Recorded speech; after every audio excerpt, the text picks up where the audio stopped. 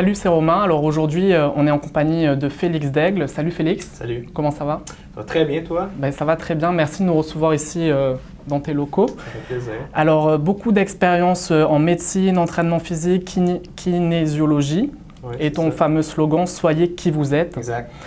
Donc, tu as un très long parcours. Est-ce que tu peux nous expliquer comment t'es venue l'idée de créer FD Fitness? Ça fait 3 ans, je crois, maintenant que ça existe. Oui, exactement. Ben, je te dirais à la base, moi je suis kinésiologue de profession.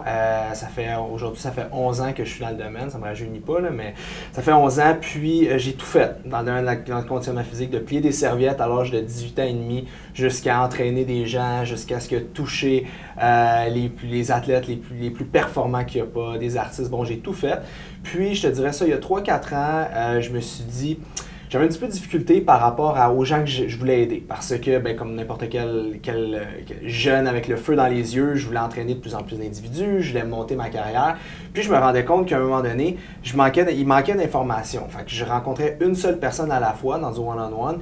Puis je me disais, Colin, Félix, tu peux avoir un impact plus grand que ça au niveau de ta communauté, tu peux toucher plus de gens. Puis à la base, il y a 4 ans, 3 ans, les réseaux sociaux étant pas ce qu'ils sont aujourd'hui, je me suis dit, ben Colin, pourquoi pas faire une petite page d'information pratico-pratique pour donner des trucs? Et à la base, tu vas peut-être rire, mais c'est moi-même qui écrivais des fausses questions. Fait que je disais, ouais, Isabelle me demande qu'est-ce que je dois manger parce que j'avais pas d'engagement. Les réseaux sociaux commençaient, les gens étaient pas très à l'aise avec les espèces de fanpages.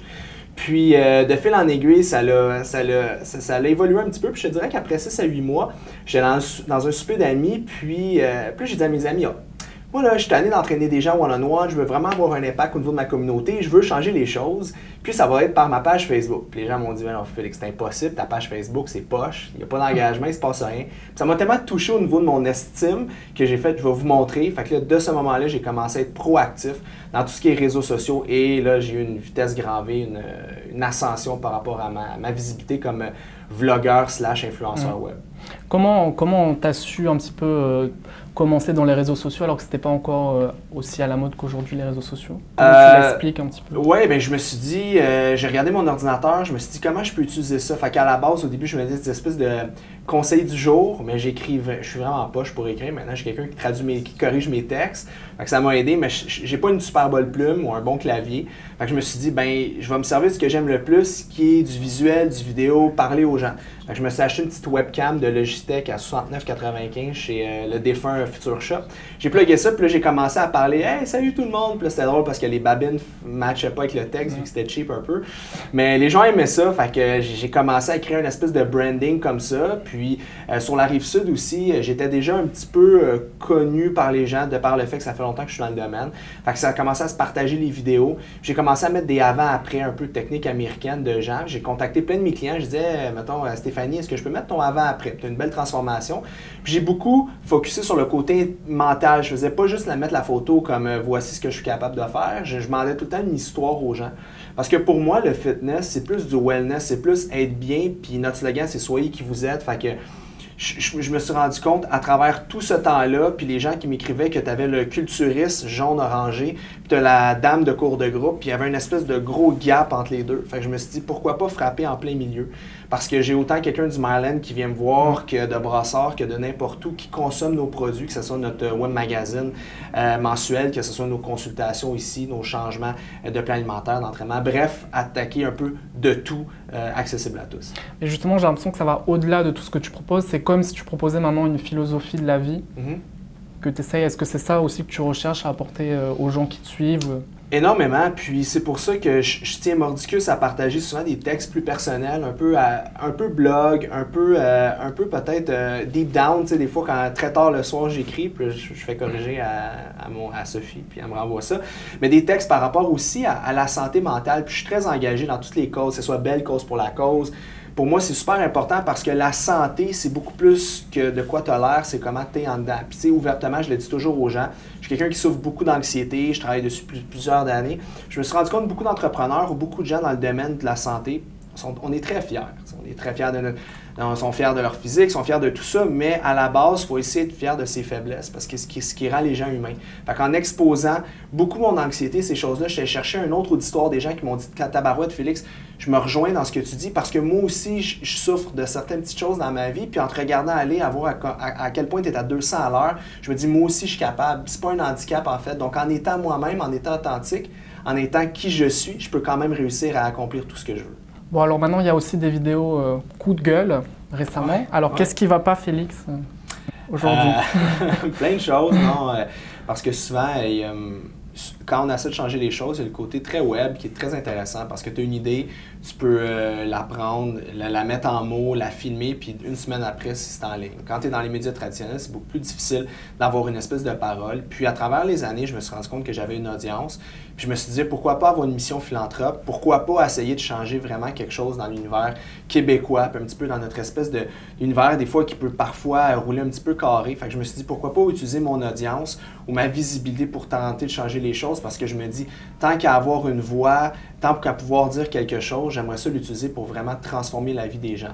Donc je me suis dit, j'ai plusieurs non-sens un peu au niveau du système de santé, des choses que je trouve qui roulent, malheureusement qui prennent les professionnels de la santé, médecins, pharmaciens, tout le monde un peu en otage dans un système, à mon sens, qui ne roule pas de façon très fluide, qui est un petit peu carré. Fait que je me suis dit, je vais essayer de réveiller un petit peu les gens, un petit peu avec humour, un petit peu avec charisme que j'essaie d'avoir malgré tout, pour essayer de changer les choses parce que je me dis, tant qu'à avoir une voix, pourquoi pas l'utiliser pour vraiment changer les choses? Parce que je pense qu'à mon sens, être un propriétaire d'entreprise ou être un entrepreneur, si tu le fais pour les bonnes raisons, là, tu vas avoir une carrière qui va perdurer toute ta vie. Il faut que tu le fasses pour vouloir changer les choses. Si tu le fais juste pour avoir un chèque en bout de ligne, c'est éphémère. T'sais. Fait qu'il faut vraiment que tu aies une mission d'entreprise. Moi, c'est que les gens restent qui ils sont, qu'ils soient authentiques. Puis à travers tout ça, d'essayer de changer au quotidien le Québécois moyen.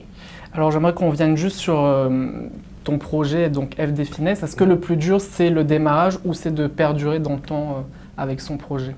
Ou est-ce que c'est les deux? C'est une super bonne question. Le démarrage, à mon sens, ça se fait relativement bien. Je vois beaucoup en 2017, il y a beaucoup de jeunes qui se disent « Ah, c'est cool d'être entrepreneur, je veux devenir entrepreneur ». Fait qu'ils passent de salarié, puis ils pensent qu'en mettant le pied l'autre bord de la ligne, ils deviennent entrepreneur. Ça se fait pas comme ça.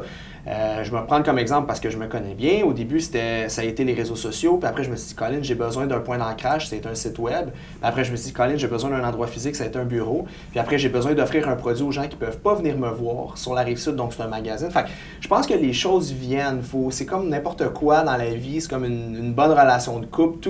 Je pense que tout se bâtit, puis tout après devient beaucoup plus solide. Fait que je pense que c'est beaucoup plus difficile de perdurer que de partir quelque chose de un. Et de deux, à travers tout ce processus-là, je pense qu'il faut s'assurer de toujours avoir du contenu créatif. Ce qui est très difficile, je pense, quand tu es un propriétaire d'entreprise, c'est que tu as plusieurs chapeaux.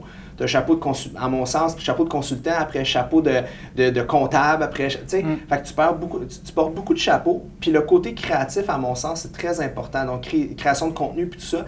Puis des fois, j'essaie de voyager beaucoup pour vraiment m'isoler, me retrouver seul avec moi-même pour faire du contenu, écrire. Puis c'est ça qui est le plus difficile, c'est de trouver du temps pour le faire parce que de la job, il y en a comme ça. Mais il faut prendre ce recul-là pour faire avancer l'entreprise. Et est-ce qu'il y a des personnes qui t'inspirent, des modèles auxquels tu te réfères? Oui, c'est une bonne question.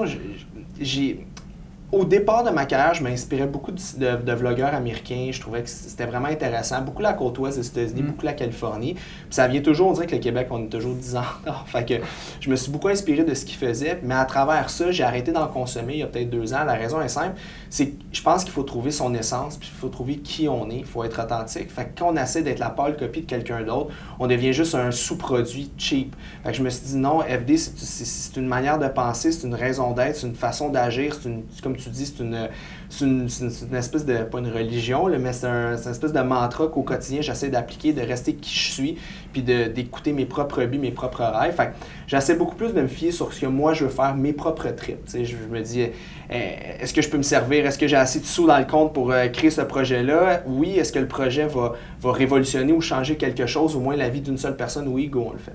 Et justement, comment tu vois l'avenir? Comment tu le vois un petit peu? C'est une bonne question. On a plusieurs projets. J'aimerais devenir beaucoup plus m'établir en tant qu'influenceur web. parce que je me rends compte que j'ai une voix, puis j'ai une facilité à m'adresser à plus d'individus. C'est ma 11e année comme consultant one-on-one.